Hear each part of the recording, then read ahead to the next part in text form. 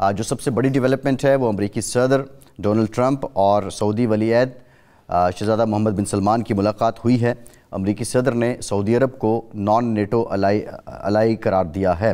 ساتھ ہی ساتھ جو سب سے میگا ڈیولپمنٹ ہے وہ یہ ہے کہ جو اس وقت اس سے پہلے جو سعودی عرب اور امریکہ کے بیچ جو معاشی شراکت داری تھی، اب اس کا جو حجم ہے وہ 10 کھرب ڈالر تک بڑھائے جانے کی جو دستاویز ہے اس پر دستخط کیا گیا ہے۔ جو ملاقات ہوئی ہے سعودی ولی عہد کی اور ڈونلڈ ٹرمپ کی، اوورآل آپ اس کے آپٹکس کو دیکھ کے کیا سمجھتے ہیں کہ یہ ملاقات دونوں ملکوں کے بیچ جو شراکت داری ہے وہ بھی بڑھ رہی ہے، اور مسئلہ فلسطین سے متعلق یہ کتنی اہم ہے؟ مصطفیٰ کمال صاحب نے ہمیں جوائن کر لیا۔ مصطفیٰ صاحب بہت شکریہ، آپ کی طرف آتے ہیں۔ جی ارشاد صاحب۔ اچھا دیکھیں، اس میں دو چیزیں بڑی اہم ہیں۔ ایک تو یہ ہے کہ ٹرمپ صاحب نے ان کی عادت ہے جو اس کے مطابق محمد بن سلمان صاحب کی تعریف بھی کی ہے اور اپنے کارنامے بھی بیان کیے ہیں کہ 8 جنگیں میں بند کرا چکا ہوں، ایک جنگ باقی رہ گئی ہے، وہ یوکرین کی ہے، وہ بھی ہو جائے گی انشاءاللہ۔ اور پاکستان کی جنگ کو اب انہوں نے 2 کر دیا ہے۔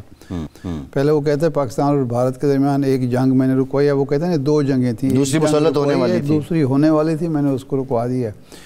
اور ساتھ ہی ابراہم جو ایکارڈ ہے وہ سامنے رکھ دیا ہے کہ جناب اب اس پہ بھی سائن کریں۔ تو شہزادہ محمد بن سلمان نے بہرحال دانائی کے ساتھ یہ کہا ہے کہ جناب یہ ایسے نہیں ہوگا جب تک آپ فلسطینی ریاست اور 2 جو ریاستی حل ہے اس کی طرف نہیں آتے، تو اس سے پہلے تو ممکن نہیں ہے۔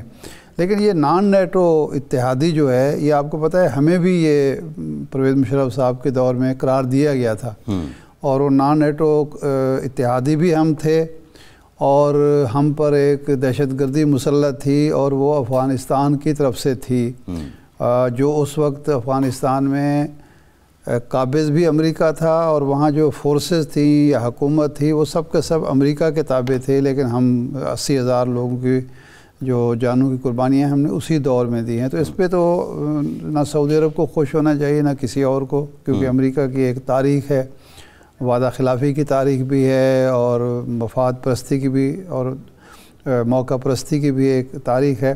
لیکن اگر 10 کھرب ڈالر یا 1 ٹریلین ڈالر خرچ کر کے سعودی عرب امریکہ کی توجہ کا مرکز اپنے آپ کو بنا لیتا ہے، یا عالم عرب کو بنا لیتا ہے، یا عالم اسلام کو بنا دیتا ہے، یہ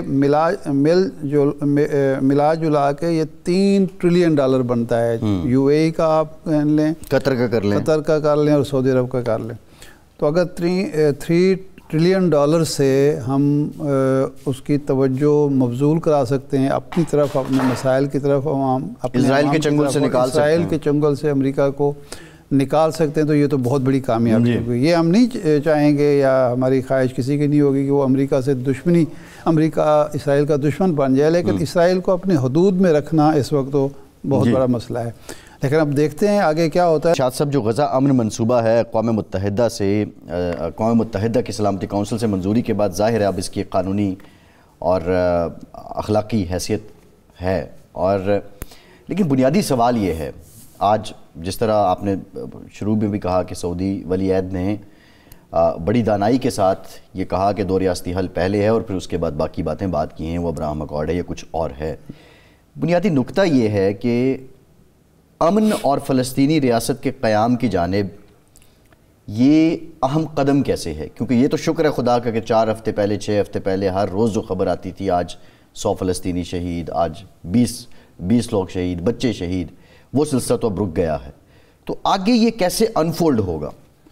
اچھا، پہلی بات تو یہ ہے کہ عباس صاحب وہ سلسلہ رکا نہیں ہے، کم ہوا ہے۔ آج بھی شہادتوں کی تعداد جو ہے وہ کم ہو گئی ہے۔ بہرحال اگر انسانی جانیں کم ضائع ہوں، زیادہ کے مقابلے میں بہتر ہے۔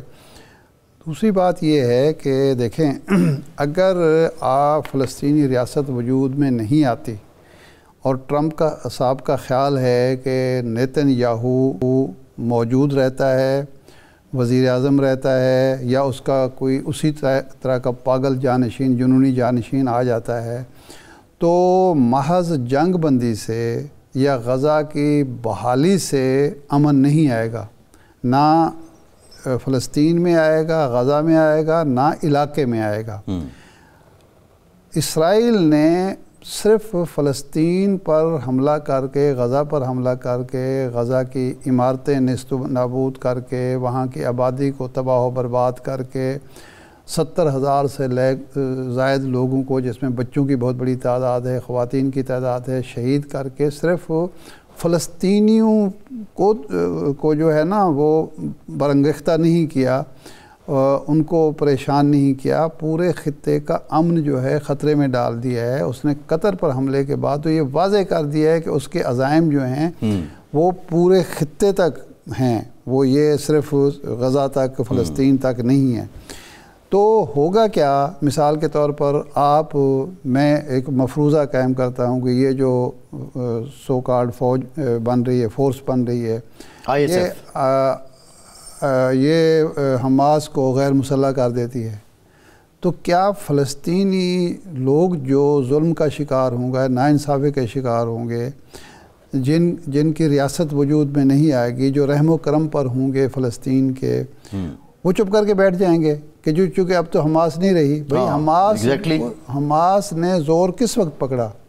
جب اوسلو ایکارڈ ہوا، یاسر عرفات نے ہاتھ میں وہ بندوق جو تھی وہ اتار کے رکھ دی اور شاخ زیتون پکڑی، امن کا پیغام دیا، اور یہ توقع لوگوں میں پیدا ہوئی کہ اب فلسطینی ریاست قائم ہوگی۔ جب فلسطینی ریاست قائم نہیں ہوئی، لوگوں کو اپنا حق نہیں ملا، اور وہ سمجھنے لگے کہ ہمیں پہلے سے بھی مزید کمزور پوزیشن میں لا دیا گیا ہے، اور پھر خاص طور پر جب ایک ایسی حکومت محمود عباس صاحب کی کمزور حکومت آ گئی جو آج بھی موجود ہے لیکن موجود نہیں ہے، فلسطین کے رحم و کرم پر ہے، وہ اپنی صرف جان بچا کے بیٹھے ہوئے ہیں، تو اگر ایسی صورتحال پیدا ہوگی تو کوئی اور گروپ کھڑا ہو جائے گا۔ لیکن شاہ صاحب دیکھیں، اس میں کوئی انٹرنیشنل فورس تو نہیں آئی نا؟ نہیں، فورس آئے یا نہیں، میرا ایک اتھارٹی قائم ہو گئی، اتھارٹی کو بیکنگ تھی امریکہ کی بھی اور UN کی بھی، ٹھیک ہے نا؟ امن قائم نہیں کر سکی نا؟ کیوں نہیں قائم کر سکی؟ کہ لوگوں کو انصاف نہیں ملا، لوگوں کی اپنی حکومت قائم نہیں ہوئی۔ جب انہوں نے اپنی حکومت قائم کرنے کی کوشش کی تو تقسیم کر دیا گیا فلسطین۔ اب بھی اگر وہی صورتحال ہوگی تو کوئی اور گروپ کھڑا ہو جائے گا۔ تو اس لیے اگر آپ نے ابراہم ایکارڈ کی طرف جانا ہے، آپ نے امن لانا ہے، آپ نے بحالی کرنی ہے، تو سب سے زیادہ ضروری جو ہے، دیکھیں یہ جو مراعات ہوتی ہیں، یہ جو تعمیرات ہوتی ہیں، یہ جو ڈیولپمنٹ ہوتی ہیں، یہ حقوق کا متبادل نہیں ہوتی۔ یہ غلط فہمی ذہن سے نکال دیں کہ انسان کی آزادی کا متبادل سڑک ہے، عمارت ہے، پل ہے، ملازمت ہے، روزگار ہے، آزادی اور حق جو ہے۔ بالکل ٹھیک ہے شاہ صاحب،